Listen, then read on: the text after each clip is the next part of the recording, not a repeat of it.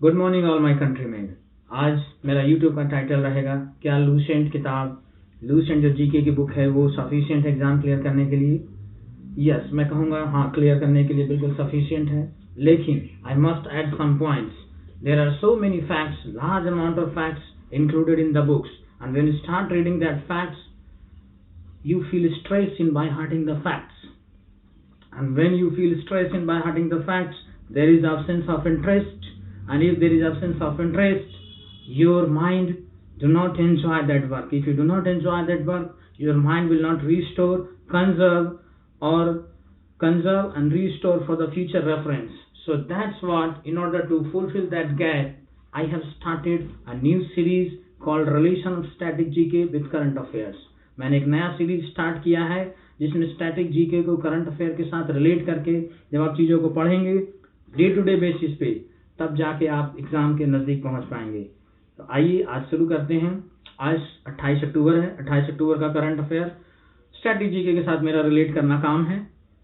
28 अक्टूबर में पहली बात मैं करता हूँ यूएसए में न्यूयॉर्क हडसन नदी के किनारे बसा हुआ है। आपको लग रहा होगा ये सब क्या बोल रहा है, अभी पता लग जाएगा आपको मैं क्या बोल रहा हूँ। यूएसए में न्यूयॉर्क जो है वो हडसन नदी के किनारे बसा हुआ है।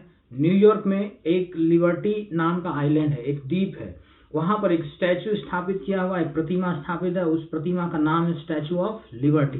स्टैचू ऑफ लिबर्टी का हाइट 151 मीटर है। तो अब आपको समझ में आ रहा होगा मैं क्या बता रहा हूँ। आज ही के दिन 28 अक्टूबर को 1886 में स्टैचू ऑफ लिबर्टी को स्थापित किया गया, और ये यूएसए मतलब यूनाइटेड स्टेट्स ऑफ अमेरिका, संयुक्त राज्य अमेरिका को गिफ्ट के रूप में दिया गया फ्रांस के द्वारा 1886 में। आपको ये भी पता है कि ब्रिटिश हुकूमत से अमेरिका को आज़ादी 1776 में मिली। इसका मतलब लगभग 110 साल बाद स्टैचू ऑफ लिबर्टी को स्थापित किया गया। अब बात आई है स्टैचू ऑफ लिबर्टी जो कि 151 मीटर हाइट की है।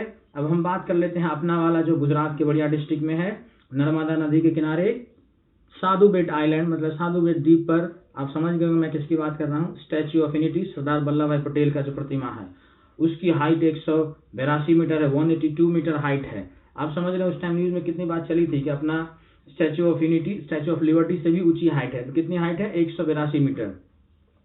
यूएसए के बारे में मैंने आपको बता दिया। अब आगे बात करते हैं।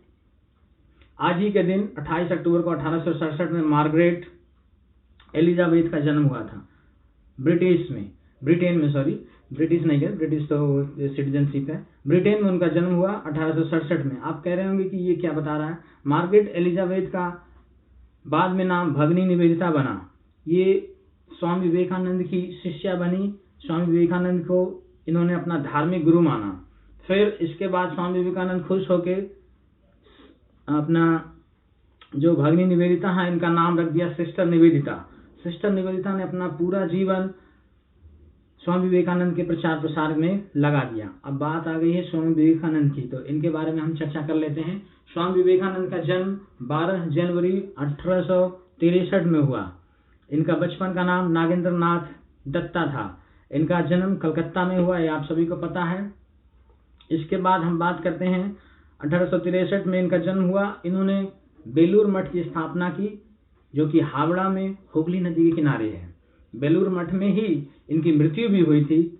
इसके बाद हम बात करते हैं बेलूर मठ को हेडक्वार्टर कहा जाता है रामकृष्ण मिशन या रामकृष्ण मठ का हेडक्वार्टर कहा जाता है। अब आपसे ये बहुत ज़्यादा चांसेज है और बहुत बार पूछा भी गया है क्वेश्चन, रामकृष्ण मिशन कब शुरू हुआ। रामकृष्ण मिशन आपको बताना है 1897 में शुरू हुआ।